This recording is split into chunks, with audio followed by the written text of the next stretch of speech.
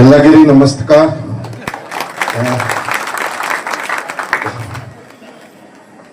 श्री सद्गुरु समर्थ डुंडेश्वर महाराज इसके 25वां यानी कि हम लोग सिल्वर जुबली जो आज मनाने के लिए यहाँ पे सब उपस्थित थे. आपको सबको हमारे पूरे भक्तगण जो यहाँ पे उपस्थित थे सब लोगों को नमस्कार करके मेरे को जो मान सम्मान यहाँ पे देकर यहाँ पे बुलाया इसलिए आपको सबको धन्यवाद कहना चाहता हूँ. मंच पे उपस्थित मेरे साथी हमारे मुरमागांव म्यूनसिपल काउंसिल के चेयरपर्सन गिरीश बोरकर, हमारी councillor ward councillor Mormugao municipal council की श्रद्धा मोनकर, मेरे दोस्त मंजुनाथ नाटेकर, हमारे पंजिम के दोस्त अभी के नहीं बहुत पुराने, जब मैं कॉलेज में था तभी से हमारी दोस्ती है अनिल सनदी से जो यहाँ पे उपस्थित है और बहुत एक अच्छा इंसान है, हमेशा दूसरों को मदद करता है, हेल्प करते रहता है हमारे अनिल भाई. यहाँ पे उपस्थित मेरे बाकी सब महाराजगण, हमारे नरेश चोड़नकर, यहाँ पे पूरे मठ को मेहनत करने वाले हमारे महेश, मेरे महेश दोस्त, हमारे बसु, सबका नाम नहीं लिख सकता यहाँ पे उपस्थित. आपको इसके बाद किसी का पैर पकड़ने की जरूरत नहीं, किसी के पास जाने की जरूरत नहीं. ये आपका लीगली आपकी ट्रस्ट की प्रॉपर्टी हो जाएगी. इतना मैं आपको वचन देता हूँ कि जो सब गवर्नमेंट का सपोर्ट लेके, हमारा ऑनरेबल चीफ मिनिस्टर का सपोर्ट लेके ये आपको मैं करके दूंगा. जो भी मेरे से होता है, जो भी मदद करने के ये पूरा करके देगा. आपको बाद में टेंशन फ्री, बाद में आप पीडीएस से प्लान पास करके आपको जैसा चाहिए वैसा हम लोग अच्छी तरफ से इसको मठ को और जबरदस्त बनाएंगे. बस इसके लिए भगवान ने जो हमको ताकत दी है, जो आशीर्वाद दी है, उसके ऊपर ही आज हम लोग यहाँ पे खड़े हैं. आपके सबके आशीर्वाद से हमेशा आपके सब लोगों का ऐसा ही मेरे को प्यार मिला है. मैंने बहुत इलेक्शन लड़े हैं, बहुत बार हार भी गया, लेकिन हमारे आपके लोगों ने मेरे को कभी नहीं छोड़ा, हमेशा मेरे पीछे खड़ा रहा और इस बार 2022 में मेरे को जिता के भी लेके आया और आगे भी चल के आपके सबके आशीर्वाद से ऐसा ही मैं आप लोगों के लिए काम करूंगा और आप लोग भी हमेशा आपका आशीर्वाद हमारे साथ रखेगा. इतना ही कह के मैं मेरे 2 शब्द पूरे करते हैं.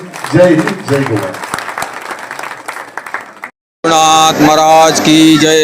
ಸದ್ಗುರು ಸಮರ್ಥ ದುಂಡೇಶ್ವರ ಮಹಾರಾಜರ ಜ್ಞಾನಯಜ್ಞ ಸಪ್ತಾಹ 25ನೇ ವರ್ಷದ ಸಪ್ತಾಹವನ್ನು ನಾವು ಕೃಷ್ಣ ಜನ್ಮಾಷ್ಟಮಿ ನಿಮಿತ್ತ ಪ್ರತಿ ವರ್ಷ ಮಾಡ್ತಾ ಬಂದಿದ್ದೇವೆ.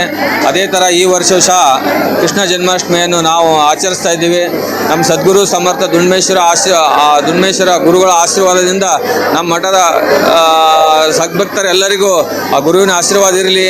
ಎಲ್ಲರೂ ಬಂದು ಈ ಗುರುವಿನ ಸಪ್ತಾಹದ ಜ್ಞಾನಯಜ್ಞ ಸಪ್ತಾಹದಲ್ಲಿ ಭಾಗವಹಿಸಿದ್ದಾರೆ.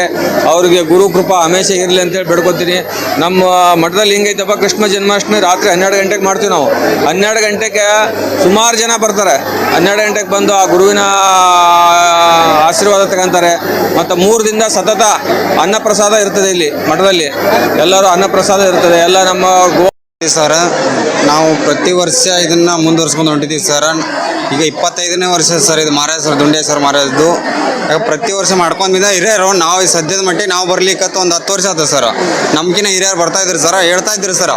ಅವ್ರು ನೋಡಿ ನಾವು ಒಂಥರ ಹೋಗಿ ಬರೋಣ ಅಂತೇಳಿ. ಈ ಸನಾತನ ಧರ್ಮದ ಅಂತಂದ್ರೆ ಸರ ಒಂದು ಹೇಳ್ಬೇಕಂದ್ರೆ ಸರ ಇದರಂತ ಒಳ್ಳೆ ಶ್ರೇಷ್ಠ ಸಿಗ್ತದೆ ಸರ್. ಇಲ್ಲಿ ಬಂದ್ರೆ ಒಂದು ಸಂತೋಷ ಸಿಗ್ತದೆ, ಒಂದು ಖುಷಿ ಸಿಗ್ತದ್ರ. ಎಲ್ಲೇ ಹೊರಗಡೆ ತಿರುಗಾಡ್ಕೊಂತ ಇಲ್ಲಿ ಬಂದು ನಾವು ಒಂದು ಧ್ಯಾನ ಮಾಡೋಕಂದ್ರೆ ಒಳ್ಳೇದಾಗುತ್ತೆ ಸರ್.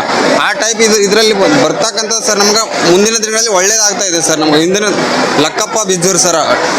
ಯಾವ ಥರ ಒಂದು ನೋಡ್ತಾರೆ ಸರ, ಇದು ಸಂಪ್ರದಾಯ ಬಗ್ಗೆ ಮಾತಾಡಬೇಕಾದ್ರೆ ಸರಿ, ನಾವು ಮೊದಲಿಂದ ಏನೈತಿ ಪ್ರಕಾಶ್ ಮಹಾರಾಜರ ಗುರುಗಳದಿಂದ ನಮ್ಮದು ಏನೈತಿ ಆಶೀರ್ವಾದ ಆಗ್ಯದ. ಆದರೂ ದುಂಡಪ್ಪ ಮಹಾರಾಜರು ರೀ, ಅವರು ದುಂಡಪ್ಪ ಮಹಾರಾಜರು ಹೆಂಗಿದ್ದಂದ್ರೆ ಆತ್ಮಜ್ಞಾನದಲ್ಲಿ ಭಾಳ ಪ್ರಸಿದ್ಧವಾದ ಪ್ರಶಸ್ತಿಯನ್ನು ಪಡೆದಿದ್ದವರು. ಪ್ರಸಿದ್ಧವಾದ ಏನೈತಿ ಆ ಬರೀ ಆತ್ಮಜ್ಞಾನ. ನಾವು ಇಲ್ಲಿ ಸತತ 20 ವರ್ಷ ಕಾಲ ನಮ್ಮ ಈ ಮಠ ದುಂಡೇಶ್ವರ ಮಹಾರಾಜರ ಮಠದ ಆಶೀರ್ವಾದದಿಂದ ಇಡೀ ನಮ್ಮ ಕನ್ನಡ ಕಾರ್ಮಿಕರು, ಕನ್ನಡ ಎಲ್ಲ ಜನಾಂಗದವರು ಈ ಮಠಕ್ಕೆ ನಡೆದುಕೊಂಡು ಈ ಮಠದ ಆಶೀರ್ವಾದದಿಂದ ಸರ್ವೇ ಜನ ಸುಖಿನೋ ಭವತಿ. ಇವತ್ತಿನ ದಿನ ಸಡ ಹೆಡ್ಲೈನ್ ಜಟ್ಟಿ ಇವತ್ತಿನ ದಿನ ಇಲ್ಲಿ ಕೃಷ್ಣ ಜಯಂತಿ ನಿಯತವಾಗಿ ಇವತ್ತಿನ ದಿನ ಈ ದುರ್ದುಂಡೇಶ್ವರ ಮಠದಲ್ಲಿ ಒಂದು ಸಾಂಪ್ರದಾಯಿಕ ಒಂದು ಆಚರಣೆಯನ್ನು ಮಾಡಿದರು. ಇಷ್ಟೊಂದು ವಿಜೃಂಭಣೆಯಿಂದ ಸುಮಾರು ಸಾವಿರಾರು ಜನಗಳು ಕೂಡಿದಂಥ ಒಂದು ಕಾರ್ಯಕ್ರಮ ಇದು.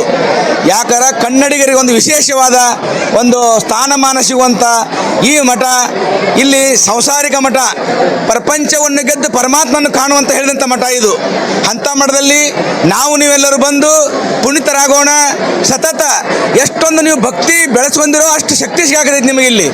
ಯಾಕಂದ್ರೆ ಪೋಂಟಾಲಿಂದ ಬಂದಂಥ ವೀರೇಶ್ವರ್ ಹೇಳಿದರು, ನಮ್ಮ ಭೀಮಣ್ಣ ಅವ್ರು ಹೇಳಿದರು, ಆಮೇಲೆ ನಮ್ಮ ಲಕ್ಕಪ್ಪ ಹೇಳಿದರು, ಮತ್ತು ಇಲ್ಲಿ ಕಮಿಟಿ ಆದಂಥ ನಮ್ಮ ಮಹೇಶ್ವರ್ ಕೂಡ ಹೇಳಿದರು, ಎಷ್ಟು ದುಡ್ಕೊಂಡಿವು ಅಷ್ಟು ಫಲ ಸಿಕ್ಕೈತಿ ಅಂತ ಹೇಳಿದರು. ಅದಕ್ಕಾಗಿ ಇನ್ನೂ ನಮ್ಮ ಕನ್ನಡಿಗರು ಅತಿ ಹೆಚ್ಚಿನ ರೀತಿಯಲ್ಲಿ ಇಲ್ಲಿ ಬರ್ತಾ ಇರ್ರಿ. ಪ್ರತಿ ವರ್ಷ ಈ ನಮ್ಮ ಗುರುಗಳಿಂದ್ರೆ ನಮಗೆ ಭಾಳ ಎಲ್ಲ ಆನಂದ ಅನಿಸುತ್ತೆ. ಗುರುಗಳಿಂದ ಪುಣ್ಯನೇ ನಮಗೆ ಭಾಳ ಅವರ ಆಸೆ. ಇವತ್ತು ಜಾತ್ರೆ ನೋಡಿ ಈ ಸಾಕ್ಷಾತ್ ಪರಮಾತ್ಮನ ಬಂದು ನಿಂತಂಗೆ ಐತ್ರಿ. ಇಲ್ಲಿ ನಮ್ಮ ಪ್ರಕಾಶ್ ಮಹಾರಾಜ್ರಮ್ಮ ಸಾಕ್ಷಾತ್ ಪರಮಾತ್ಮ ಇದ್ದಂಗೆ ಅವರು 25 ವರ್ಷಗಟ್ಟಲೆ ಇಲ್ಲಿ ಮಾಡಕತ್ತಾರ. ಸಾಕ್ಷಾತ್ ಪರಮಾತ್ಮರು ದೇವರು ಅದಾರ. ಅವರು ನಿಜವಾಗ್ಲೂ ದೇವ್ರು ಅದಾರ. ಅವ್ರಲಿಂದನೇ ಇದು ಎಲ್ಲ ಆಗಿದ್ದು.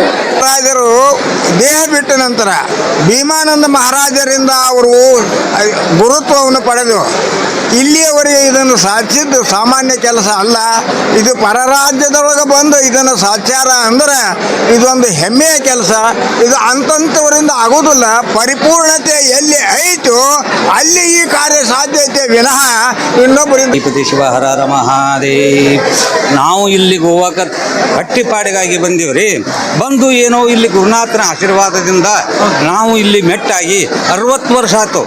ಮಂಗೂರು ವಾಸ್ಕೋಡಿ ಗ್ರಾಮದಲ್ಲಿ ಮಂಗೂರು ಕ್ಯಾಂಪಿನಲ್ಲಿ ಶ್ರೀ ಸಮರ್ಥ ಸದ್ಗುರು ಸಿದ್ಧಲಿಂಗೇಶ್ವರ ಮಠ ಸ್ಥಾಪನೆ ಮಾಡಿದ್ದೀವಿ.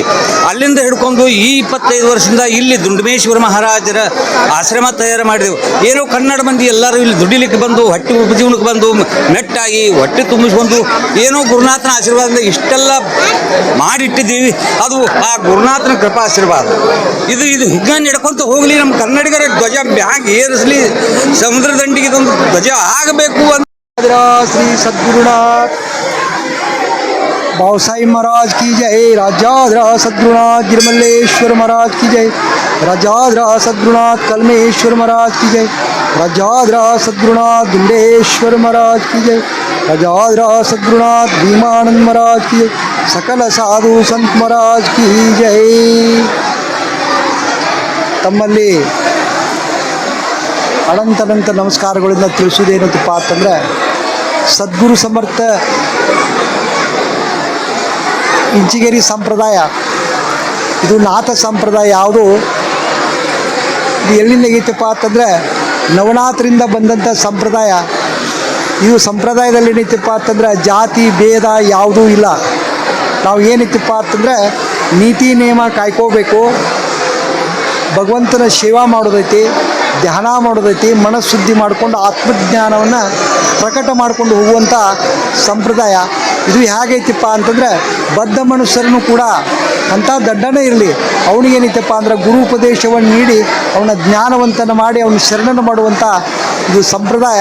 ಇದು ಏನೈತಪ್ಪ ಅಂತ ಬಂದಿದ್ದು ಸದ್ಗುರು ಸಮರ್ಥ ಕಾಡಸಿದ್ದೇಶ್ವರದಿಂದ ಹಿಡ್ಕೊಂಡು ಗುಳ್ಳಿಂಜಂಗಮ್ಮ ಮಹಾರಾಜರಂತ ಬಂದರು ನಿಂಬರಿಗೆ.